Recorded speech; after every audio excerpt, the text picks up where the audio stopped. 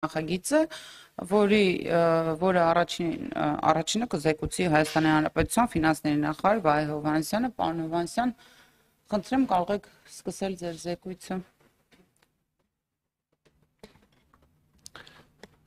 Հարգելի նախագահող, հարգելի պատգամավորներ, ներկաներ, ձեզ եմ ներկայացնում 2026 թվականի պետական բյուջեի նախագիծը։ Ես նախ կխոսեմ 2026 թվականի բյուջեի նախագծի առանձնահատկությունների մասին, հետո կխոսեմ ընթացիկ տնտեսական զարգացումների մասին, որովհետև դրանք կարևոր են հասկանալու համար, թե ինչ միջավայրում ենք մենք գործում եւ ըստ էության դրա հիման վրա են կատարում են կանխատեսումները, որոնք վերաբերվում են առաջիկա տարիներին։ Այնուհետև կխոսեմ հենց կանխատեսումներից, այսինքն այդ իրականության վրա հիմնվելով ինչպիսի կանխատեսումներ են անում եւ այնուհետև ավելի մանրամասն կանդրադառնամ բյուջեի նախագծին եւ նաեւ կխոսենք պետական պարտքի մասին։ Մինչեւ այս բոլոր հարցերին անդրադառնալը կուզեմ խոսեմ այս բյուջեի առանձնահատկությունների մասին եւ այն բյուջետային գործընթացների փոփոխությունների մասին, որը տեղի ունեցել այս տարի, որովհետեւ որոշակի առումով տարբերվում է դա նախորդ տարիներից։ Առաջին փոփոխությունը նա է, որ միջնաժամկետ ծախսային շրջանակը մենք հաստատել ենք 5 տարով, ոչ թե 3 տարով, ինչը իրականացնում էինք նախկինում, եւ միջնաժամկետ ծախսային ծրագրի մեջ չենք ներկայացնում հիմա առանձին ծախսային ուղղությունները, այլ միայն ներկայացնում ենք ամեն գերատեսչության մասով քաղաքականության հիմնական ուղղությունները եւ սահմանաչափերը։ Էականը այստեղ բացի նրանից, որ երկարացրել ենք հեռանկարը, նաեւ միջնաժամկետ ծախսային ծրագիրը հաստատել ենք ավելի շուտ, քան նախկինում։ Եթե նախկինում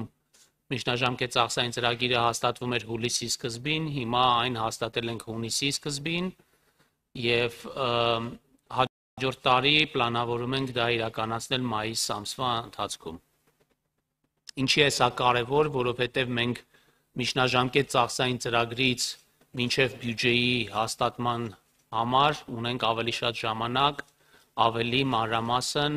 քննարկելու բազային բյուջեն եւ դրա առանձնահատկությունները, ինչպես նաեւ տարբեր քաղաքականությունների առաջնահերթությունը։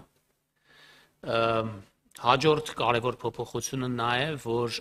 բյուջեն այլևս ներկայացնում ենք եռամյա հեռանկարով։ Այսինքն սա 1 տարվա բյուջե չի, այսինքն ըստ էության հաստատվում է 1 տարվա բյուջե, սակայն միաժամանակ ներկայացվում են 3 տարվա ծախսային շրջանակը։ Անցած տարի մենք մի փոփոխություն արդեն արել էինք, որ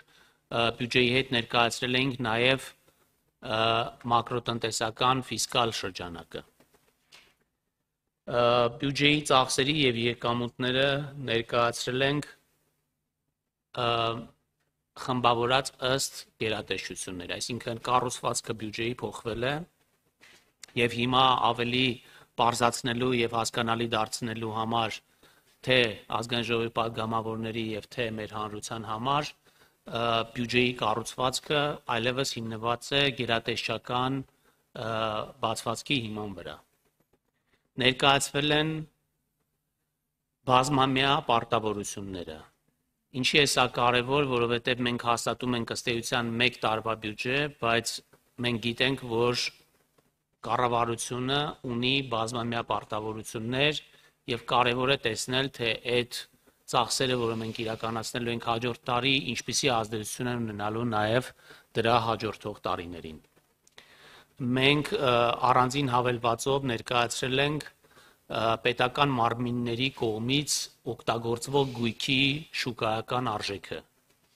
որովհետև ուզում ենք ավելի թափանցիկ ձևով ցույց տալ, թե պետական կառավարման համակարգը ինչպիսի ծախս է իրենից ներկայացնում։ Մինչև այդ ծախսերը ներկայացված չէին բյուջեով։ Ես հույս ունեմ, որ մենք հաջորդ տարի կկարողանանք արդեն այս ծախսերը ներկայացնել բյուջեի ծախսային հոդվածներում, որպեսզի ամբողջական մեկ տեղում падգամավորները եւ քաղաքացիները կարողանան տեսնել, թե պետական կառավարման համակարգը ընդհանուր առմամբ որքան է ծախսում իր աշխատանքը կատարելու համար։ Եվ նաև անցած տարի առաջի անգամ ներդրել են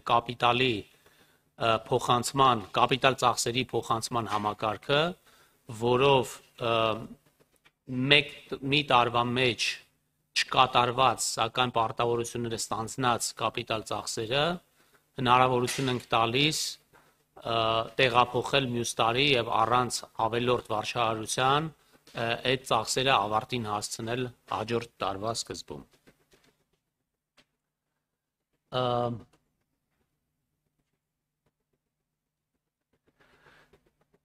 Այս ամենի հետ միասին ուզում եմ անպայման խոսել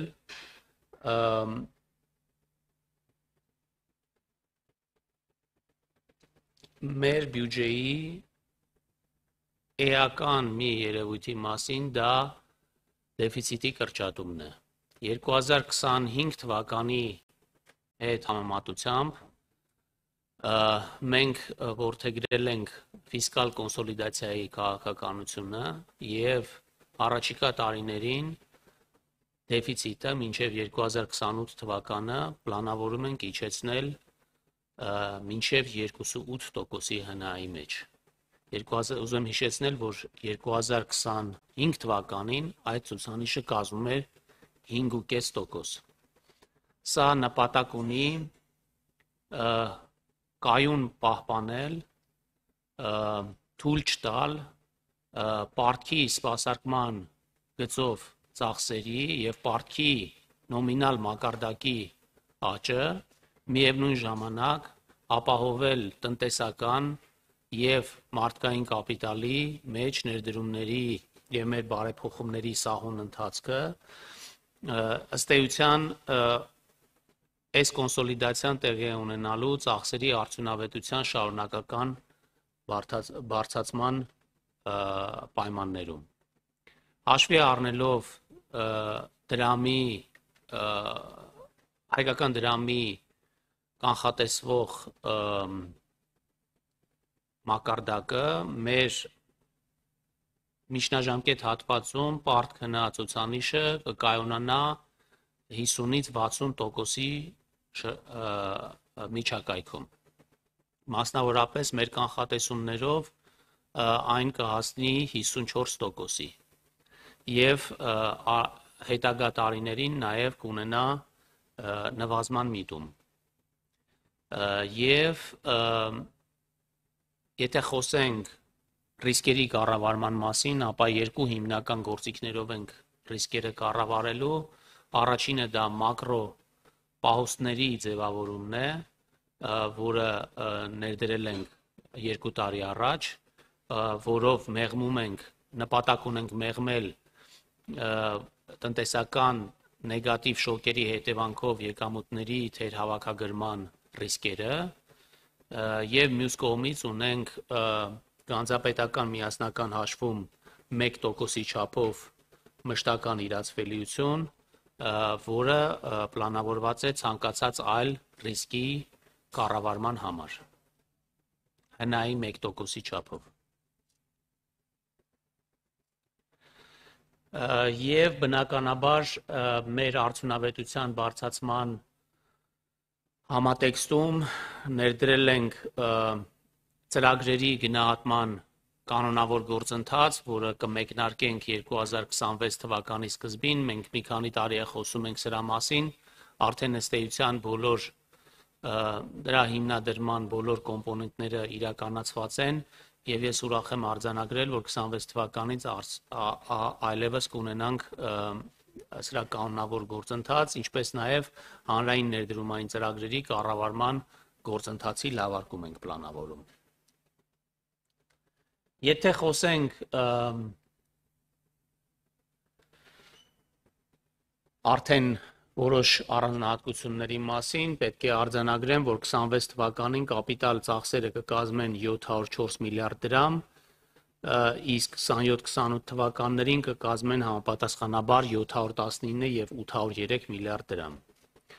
26 թվականին տնտեսական եւ սոցիալական ոլորտներին ուղղվող կապիտալ ծախսերը 22%-ից ավելով կգերազանցեն 25 թվականին պետական բյուջեով սահմանված կապիտալ ծախսերի մակարդակը։ Այսինքն մենք առանձնացրել ենք պաշտպանության նախարարության եւ տնտեսական ենթակառուցվածքներին ուղղվող կապիտալ ծախսերի մակարդակը։ Արդյունքում 26 թվականի տնտեսական եւ սոցիալական ոլորտներին ուղղվող կապիտալ ծախսերը կազմեն ՀՆԱ-ի 3.4%, իսկ 27-28 թվականին 3.2 եւ 3.6%։ Պաշտպանության ոլորտին կուղղվի կապիտալ ծախսերի 43%-ը 26 թվականին։ Սոցիալական պաշտպանության ծախսերը կկազմեն մոտ 993 միլիարդ դրամ, իսկ 27-28 թվականներին կկազմեն համապատասխանաբար 1 տրիլիոն 62 միլիարդ եւ 1 տրիլիոն 123 միլիարդ դրամ։ Դրանք 9.6%-ով կգերազանցեն 25 թվականի պետական բյուջեով սահմանված սոցիալական պաշտպանության ծախսերը, իսկ 27-28 թվականներին 17.6 եւ 24%-ով։ Արդյունքում 26 թվականին սոցիալական պաշտպանության ծախսերը կկազմեն համախառն ներքին արդյունքի 8.3%-ը, պահպանելով 25 թվականի մակարդակը, իսկ 27-28 թվականին կկազմեն համապատասխանաբար 8.2 եւ 8%։ Հիմնական շարժիչ ուժը իհարկե մանրամասն կխոսենք քննարկումների ժամանակ սոցիալական ծախսերի ավելացումը պայմանավորված է կൂട്ടակային կենսաթոշակային հիմնադրամին հատկացումների մեծությամբ, քանի որ մեր աշխատողների քանակը ավելանում է եւ այս ուղղությամբ ծախսերը մեծանում են։ Քաղաքացիների համար առողջապահական ծառայությունների հասանելիության եւ մատչելիության ապահովման նպատակով 26 թվականին կներդրվի առողջապահության ապահովագրության համակարգը։ 26 թվականին առողջապահության ծախսերը կկազմեն մոտ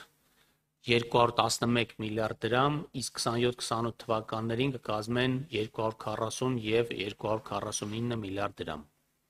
Սրանք 26.6%-ով կգերազանցեն 25 թվականի պետական բյուջեով սահմանված առողջապահության ծախսերը, իսկ 27-28 թվականներին համապատասխանաբար 44 եւ 50%-ով։ Արդյունքում 26 թվականի առողջապահության ծախսերը կկազմեն համախառն ներքին արդյունքի 1.8%-ը, այնուհետև կբարձրանա մինչև 1.9%-ի։ Կրթության ոլորտին ուղղող ծախսերը կկազմեն 356.4 միլիարդ դրամ, իսկ 27-28 թվականներին կկազմեն համապատասխանաբար 298 միլիարդ եւ 321 միլիարդ դրամ։ Դրանք 21.1%-ով կգերազանցեն 25 թվականի պետական բյուջեով սահմանված կրթության ուղղող ծախսերը, իսկ 27-28 թվականներին համապատասխանաբար 1.3 եւ 9.3%-ով։ Արդյունքում 26 թվականի կրթության ծախսերը կազմեն համախառն ներքին արդյունքի 3%-ը, 25 թվականի նկատմամբ ավելանալով 0.3%-ային կետով։ Տարածքային կառավարման եւ ենթակառուցվածքների նախարարության կողմից սպասարկվող ոլորտներին ուղղող աճը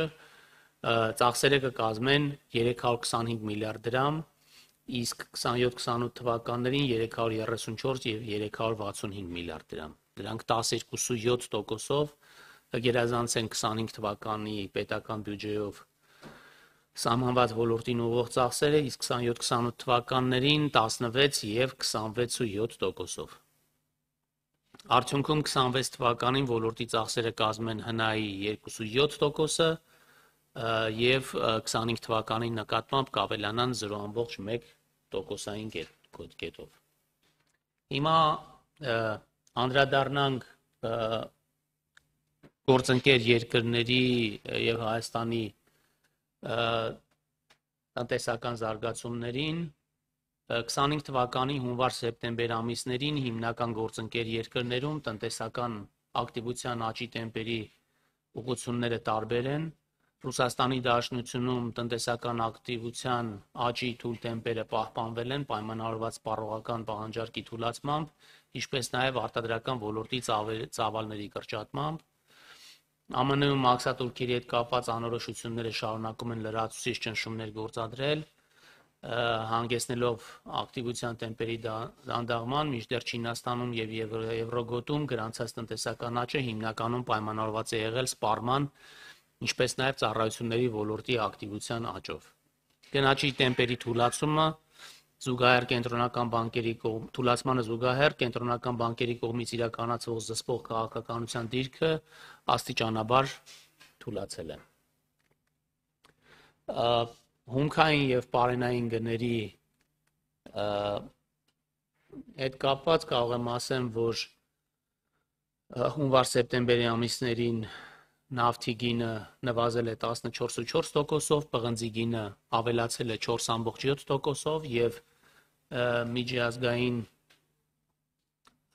պարենի միջազգային գները աճել են 6.3%-ով։ Հունվար-օգոստոս ամիսներին ապրանքների արտահանումը նվազել է 48.8%-ով Հայաստանում, որին հիմնականում նպաստել է ոսկու, արծաթի եւ պլատինի վերարտահանման կտրուկ նվազումը, իսկ հայկական ծագման ապրանքների արտահանումը աճել է 6.8%-ով։ Հունվար-օգոստոս ամիսներին ապրանքների ներմուծումը նվազել է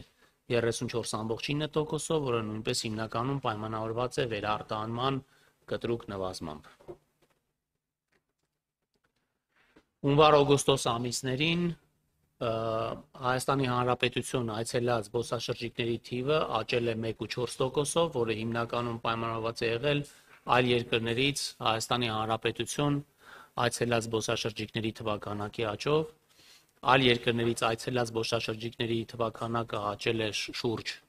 6.2%-ով, պայմանավորված Վրաստանից, Չինաստանից, Իրանից, Ֆրանսիայից եւ այլ երկրներից այցելած զբոսաշրջիկների թվականակի աճով։ Աճին հիմնականում հակազդել է Ռուսաստանի Դաշնությունից եւ Հնդկաստանից Հայաստանի Հանրապետություն այցելած զբոսաշրջիկների թվականակի նվազումը համապատասխանաբար 2.1 եւ 0.8% կետերով։ Հունվար-օգոստոս ամիսներին ոչ առևտրային բնույթի դրամական փոխանցումների զուտ ներհոսքը աճել է 26.4%-ով,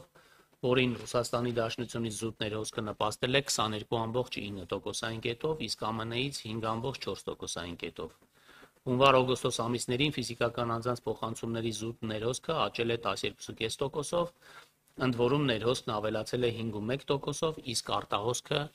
3%-ով։ Կուզեմ առանձին անդրադառնամ տեղեկատվական տեխնոլոգիաների ոլորտի աճին, որը նախորդ տարիներում էական զարգացումներ է ապահովել Հայաստանում։ Առաջին կիսամյակում նախորդ տարվա նույն ժամանակահատվածի նկատմամբ ՏՏ ոլորտի թողարկումը աճել է 25.6%-ով, սակայն աշխատողների թվականակի եւ աշխատավարձերի էական աճեր չեն գրանցվել։ Աշխատողների թվականակը աճել է 1.7%-ով, իսկ աշխատավարձերը 0.4%-ով։ Տնտեսական ակտիվության աճի տեմպը հունվար-օգոստոսին կազմել է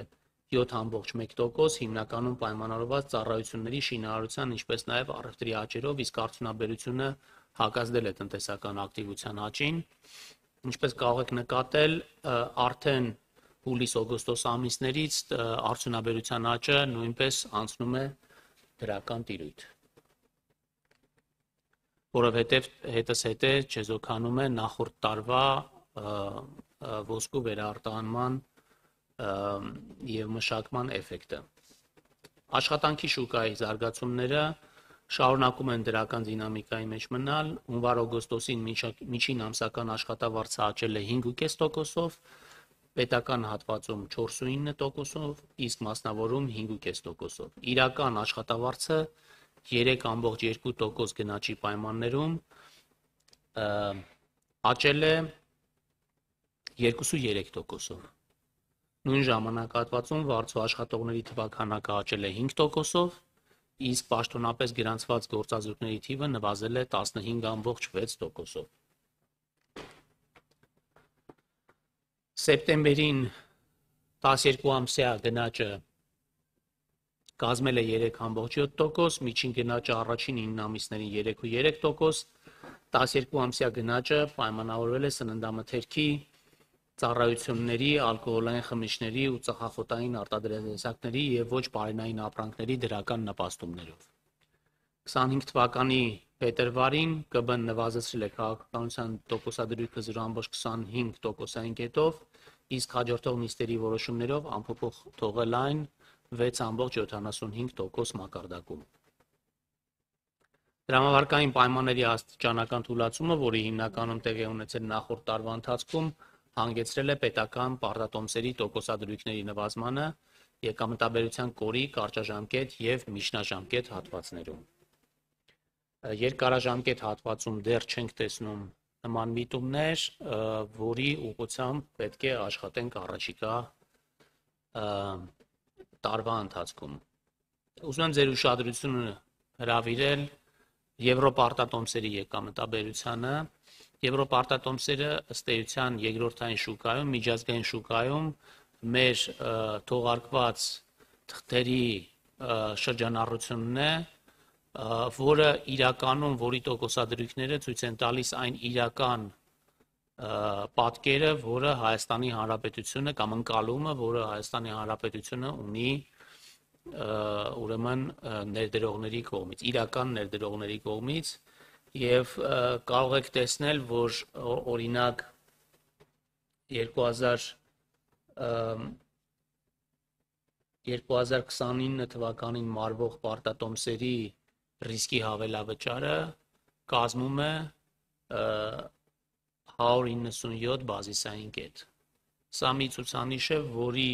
որը երբեք չի գրանցվել մեր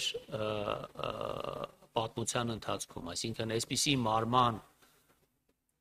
ժամանակ ունեցող որևէ պարտատոմս այսքան ցածր գնանշում չի ունեցել, սա նշանակում է, որ Հայաստանի ռիսկի հավելավճարը, ինչպես նկատում եք տարվա սկզբից նվազում է ունեցել եւ հատկապես օգոստոսի 8-ի ստորագրված համաձայնագրից հետո նույնպես շարունակել է կտրուկ նվազել։ Հիմա խոսենք մակրոտնտեսական կանխատեսումների մասին։ Հիմնական կանխատեսումները, որոնք գործընկեր երկրների համար արված էին տարվա սկզբում, մնացել են նույնը, բացառությամբ Ռուսաստանի Դաշնության, որի կանխատեսումները նվազել են 2025 թվականի համար, իջեցվել է 0.6%։ Չինաստանի կանխատեսումները 4.6%-ից բարձրացել է 4.8%։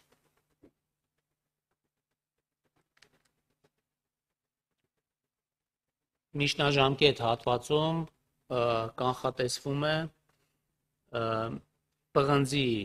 գների միջինում 3.4% աճ, նավթի գների 1% նվազում և պարենի գների 2.2% աճ հետագա տարիներին։ Տնտեսական աճի կանխատեսումները նույնպես վերանայվել են դեպի վերև, ելնելով այս տարվա զարգացումներից և առաջիկա սպասումներից։ Այս տարվա կանխատեսումները 5.1%-ից վերանայվել են 5.2%, 2025 թվականի համար և 2026 թվականի համար 5.1%-ից վերանայվել են 5.4%։ Դեֆլյատորի աճը կանխատեսվել է թիրախային 3%-ի սահմաններում, 2025 թվականի կանխատեսումները վերանայվել է 2.5-ից մինչև 2.6%։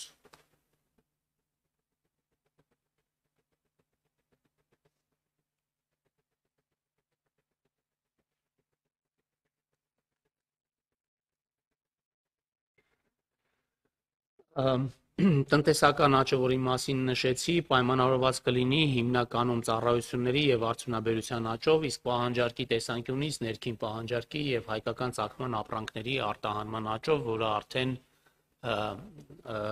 շարունակական նկատում ենք այս տարվա ընթացքում։ 27-28 թվականներին տնտեսական աճը պայմանավորված կլինի նույնպես հիմնականում ծառայությունների եւ արդյունաբերության աճերով, իսկ պահանջարկի տեսանկյունից ներքին եւ արտաքին պահանջարկի աճով։ Արդեն խոսեցի պակասուրդի մասին։ 25 թվականի 5.5%-ից պակասուրդը կնվազի մինչև 2.8% 2028 թվականին եւ պարտքի հետագիծը կկայանա 54%-ի շրջանակներում եւ հետագա տարիներին կունենա արդեն նվազման միտում, ինչը մենք ցույց ենք տվել միջնաժամկետ ծախսային ծրագրի կանխատեսումներով։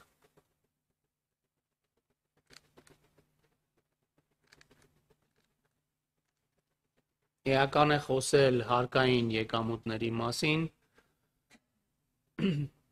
որը ճշգրտման է ենթարկվել միջնաժամկետ ծախսային ծրագրի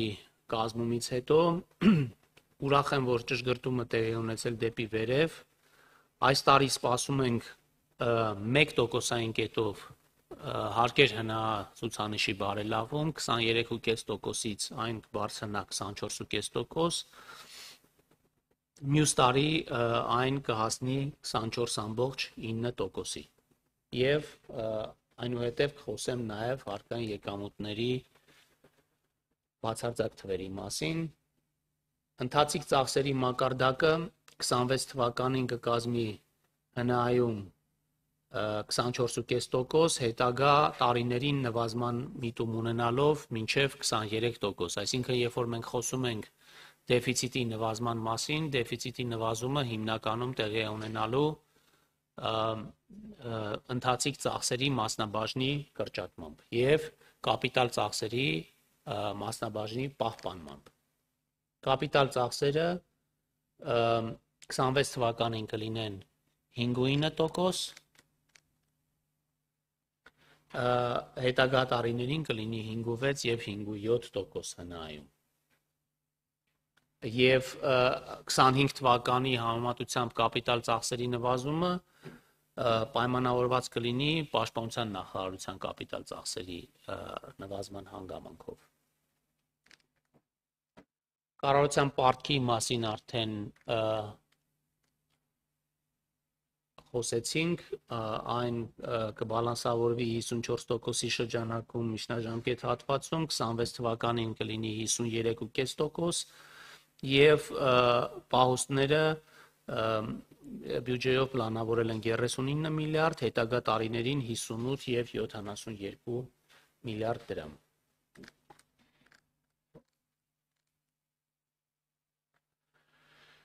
«2026 թվականի նախագծով պլանավորում ենք 3 տրիլիոն 628 միլիարդ դրամի ծախսեր։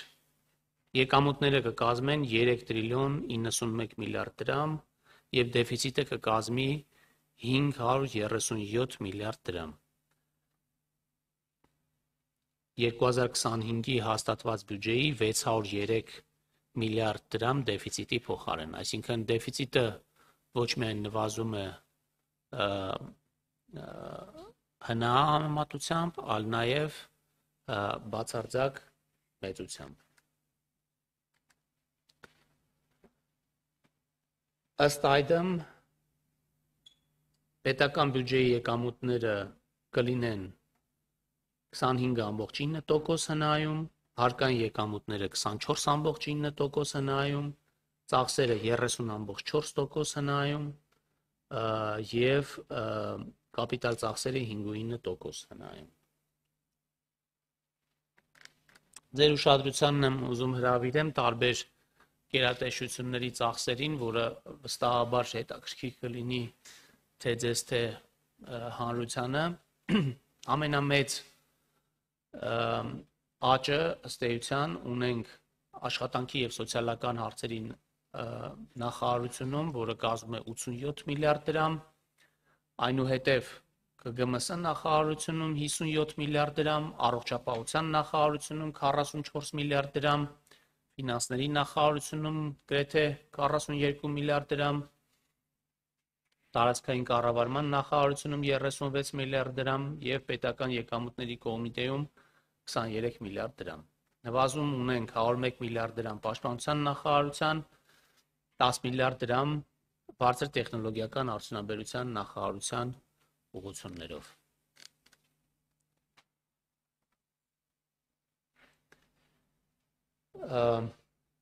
Այլ եկամուտները 26 թվականին կկազմեն 97.7 միլիարդ դրամ, իսկ պաշտոնական դրամաշնորհները 20.5 միլիարդ դրամ։